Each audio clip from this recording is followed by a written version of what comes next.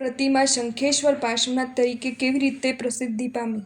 નેમિનાથ પ્રભુ ગૃહસ્થવાસમાં હતા ત્યારે વઢિયાર દેશમાં સરસ્વતી નદીના કિનારે શ્રી કૃષ્ણજી અને જરાસંઘનું ભયંકર યુદ્ધ થયું.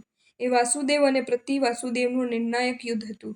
ઔચિત્ય આદિના કારણે નેમિનાથ પ્રભુ પણ યુદ્ધમાં પધાર્યા. જરાસંઘે આવેશમાં આવીને શ્રી કૃષ્ણજીના સૈન્ય ઉપર જરા વિદ્યા નાખી દીધી.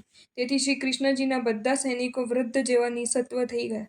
હતવીર્ય બનેલા સૈનિકો બધા ગરડા ભાસવા લાગ્યા. તેમના હાથમાંથી હથિયારો હેઠા પડવા લાગ્યા. તેથી શ્રી કૃષ્ણજી શોક સાગરમાં ડૂબી ગયા. ત્યારે ત્યાં રહેલા નેમિનાથ પ્રભુએ તેમનું આર્ત ધ્યાન દૂર કરવા પોતે આશ્વાસન આપતા શ્રી કૃષ્ણજીને કહ્યું કે ગભરાવાની કોઈ જરૂર નથી. નિર્વધ્ય ઉપાય રૂપે તમે અઠ્ઠમ તપ કરીને આષાઢી શ્રાવકે ભરાવેલી પાર્શ્વ પ્રતિમા પદ્માવતી દેવી પાસેથી પ્રાપ્ત કરો. તેમનું સ્નાત્ર જલ સૈન્ય ઉપર છાંટશો તો આ જરા દૂર થઈ જશે. જરા વિદ્યા નાશ પામી જશે. તેની કશી અસર નહીં રહે. બધા સૈનિકોનું વૃદ્ધત્વ સમાપ્ત થઈ જશે. યુવાની જલ હલવા માંડશે. શ્રી કૃષ્ણજીએ મહામંગલિક અઠ્ઠમ તપ કર્યો. યુદ્ધનો મોરચો નેમિનાથ પ્રભુ અને બલદેવજીએ સંભાળી લીધો. તેમાં શત્રુ સૈન્યમાં કોઈનું મૃત્યુ થવા ન દીધું. પદ્માવતીએ આવીને શ્રી કૃષ્ણજીને પૂછ્યું, બોલો, શું જોઈએ છે? શ્રી કૃષ્ણજીએ આષાઢી શ્રાવકે ભરાવેલ પ્રભુ પાર્શ્વનાથની પ્રતિમાની માંગણી કરી. તરત જ પદ્માવતી નાગલોકમાં જઈ ત્યાંથી પ્રભુ પ્રતિમા લાવી શ્રી કૃષ્ણજીને આપી. શ્રી કૃષ્ણજીએ સ્નાત્ર મહોત્સવ કર્યો.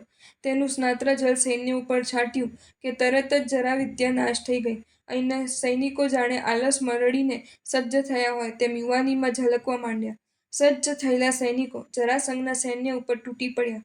તે જોઈ જરાસંઘે પોતાનું છેલ્લું શસ્ત્ર સુદર્શન ચક્ર શ્રી કૃષ્ણજી ઉપર છોડ્યું. પરંતુ તે ચક્ર શ્રી કૃષ્ણજીને 3 પ્રદક્ષિણા આપી તેમના હાથમાં આવી ગયું. શ્રી કૃષ્ણજીએ તે જ ચક્રથી જરાસંઘ ઉપર પ્રહાર કર્યો. તેથી તેનું મૃત્યુ થયું. શ્રી કૃષ્ણજીનો વિજય થયો. તેથી કૃષ્ણજીએ શંખ વગાડ્યો. શંખનાદ થવાથી નેમિનાથ પ્રભુના કહેવાથી કૃષ્ણજીએ તે સ્થાને શંખપુર ગામ વસાવ્યું. ત્યાં જિનાલયમાં પાર્શ્વ પ્રભુને પ્રતિષ્ઠિત કર્યા. ત્યારથી પ્રભુની પ્રતિમા શંખેશ્વર પાર્શ્વનાથ તરીકે પ્રસિદ્ધિ પામી છે. શ્રી પાર્શ્વનાથ પ્રભુની કેટલીક પ્રતિમાઓ ગુણના માધ્યમથી, કેટલીક ગામના માધ્યમથી અને કેટલીક આકૃતિ આદિથી ઓળખાય છે. દાખલા તરીકે ચિંતામણી પાર્શ્વનાથ, વિઘ્નહર પાર્શ્વનાથ, ઉવસઘહરમ પાર્શ્વનાથ, ભીડભંજન પાર્શ્વનાથ વગેરે પ્રભુના ગુણના માધ્યમથી ઓળખાય છે.